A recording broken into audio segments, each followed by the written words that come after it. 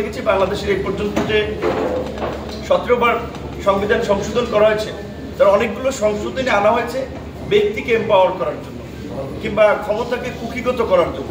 দ্বিকক্ষ বিশিষ্ট সংসদের বিষয়টি আপনারা বোধহয় জানেন। লিখিত প্রস্তাব এবং কমিশনের সাথে সংসদের এলইডি হলে আলোচনার বাইরেও আজকে বোধহয় এটা নিয়ে তৃতীয়বারের মতো একই ইস্যুতে আলোচনা হচ্ছে। তারপরে আসলে ফুল কিনারা পাওয়া যাচ্ছে না। কেন পাওয়া যাচ্ছে না এটা আমরা বুঝতেছি না। কারণ আপনি যদি বিভিন্ন দলের বক্তব্যে লক্ষ্য করেছেন, মোটামুটি সব দলই কিন্তু একমত যে দ্বিকক্ষ বিশিষ্ট সংসদ তারা চায়। এবং সবচেয়ে ইন্টারেস্টিং বিষয় হচ্ছে বড় রাজনৈতিক দল বিএনপির কিন্তু অনেক আগে থেকে, সম্ভবত 2017-তে বা তার আগেও তাদের যে দফা কর্মসূচি, সেখানে তারাও কিন্তু দ্বিকক্ষ বিশিষ্ট সংসদের কথা বলেছে। সুতরাং ওইখানে একমত। এখন দ্বিকক্ষ বিশিষ্ট সংসদের প্রক্রিয়া সেটা নিয়ে কিন্তু কাছাকাছি মতামত অনেক দলেরই। বলছে যে উচ্চ কক্ষে রাজনৈতিক দলগুলো যারা নির্বাচনে অংশ নেবে তাদের প্রাপ্ত ভোটের অনুপাত অর্থাৎ আনুপাতিক হারে প্রতিনিধিত্ব নিশ্চিত হবে এবং লোয়ার হাউস হচ্ছে বিদ্যমান সিস্টেমে থাকবে।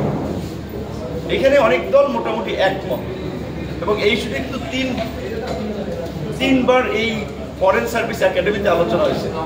তো একটা ইস্যু নিয়ে যদি এতবার আলোচনা করে কনক্লুশনে পৌঁছানো না যায়, তাহলে কিন্তু আসলে আলোচনা অনেকের কিন্তু ধৈর্য বা আগ্রহ থাকে না। সেম সংবিধান সংশোধনী নিয়ে আই থিঙ্ক 3বার আপনাদের এখানেও ব্রিফ দিয়েছে। সেখানেও মোটামুটি অনেক দল কাছাকাছি মতামত যে যদি দ্বিকক্ষ বিশিষ্ট সংসদ হয়, তাহলে নিম্নকক্ষে 2/3 সমর্থনের পাশাপাশি উচ্চকক্ষেও 2/3 সমর্থনের এটা প্রয়োজন। কারণ সংবিধান তো কোনো দলীয় দৃষ্টিভঙ্গি থেকে সংশোধন করা উচিত না। যদিও আমরা দেখেছি বাংলাদেশের এই পর্যন্ত যে 17 বার সংবিধান সংশোধন করা হয়েছে, তার অনেকগুলো সংশোধনী আনা হয়েছে ব্যক্তিকে এম্পাওয়ার করার জন্য কিংবা ক্ষমতাকে কুক্ষিগত করার জন্য। সেই জন্য আমাদের দলের পক্ষ থেকে প্রস্তাবটা ছিল যে সংবিধান সংশোধন এই যে একটা জাতীয় ইস্যু এবং একটা সংবিধান তো একটা জাতির চুক্তি, রাষ্ট্র পরিচালনার ক্ষেত্রে একটা লিপিবদ্ধ মূলনীতি। সুতরাং এখানে যদি হাত দিতে হয়, তাহলে অন্তত মেজর স্টেক হোল্ডারদের মতামত নিয়েই করা উচিত। সেই জায়গা থেকে আমাদের মতামত ছিল যে লোয়ার হাউসের মতো আপার হাউসেও 2/3 এটা পাশ করা।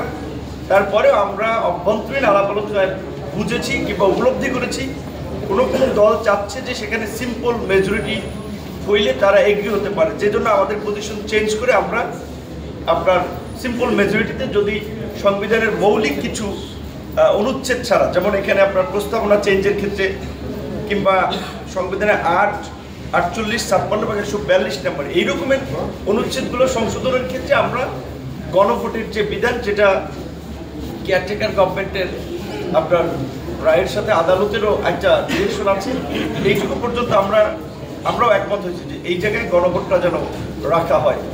আর আমরা বারবার যেই কথাটি বলেছি যে কমিশনের অভ্যন্তরীণভাবে যেটা আমরা বলি, এখানেও আপনাদের সহ দেশবাসীকে, কারণ সবাই তো চেয়ে আছে এখানে কি আলোচনা হচ্ছে, কি সিদ্ধান্ত আসছে, আমরা সকল দলকেই বলবো যে কোন প্রেক্ষাপটে আমরা আজকে আসলে ফরেন সার্ভিস একাডেমিতে পলিটিক্যাল পার্টিগুলো বসছি কিংবা জাতীয় ঐক্যমত্য কমিশন গঠন হয়েছে একটা গণ অভ্যুত্থান পরবর্তী পরিস্থিতিতে।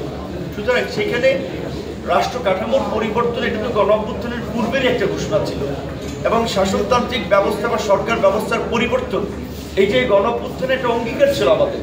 সেই জায়গায় রাজনৈতিক দলগুলো যেন যার যার দলীয় দৃষ্টিভঙ্গির ঊর্ধ্বে উঠে আমরা একটু চিন্তা করতে পারি, মতামতগুলো দেই, কমিশনও যেন একটা শক্তভাবে সিদ্ধান্ত গ্রহণ করে, এইটা আমাদের আহ্বান থাকবে। তারা যদি স্পেসিফিকভাবে, যেটা আমরা বারবার বলি, সংস্কারকে কোনো দলের মুখাপেক্ষি করে ফেলে কিংবা দলের সম্মতির উপরে নির্ভর করে, তাহলে কিন্তু অনেকগুলো মৌলিক সংস্কার শেষ পর্যন্ত আমরা ঐক্যমত্যে পৌঁছাতে পারবো না এবং এটা বাস্তবায়নের সম্ভব হবে না।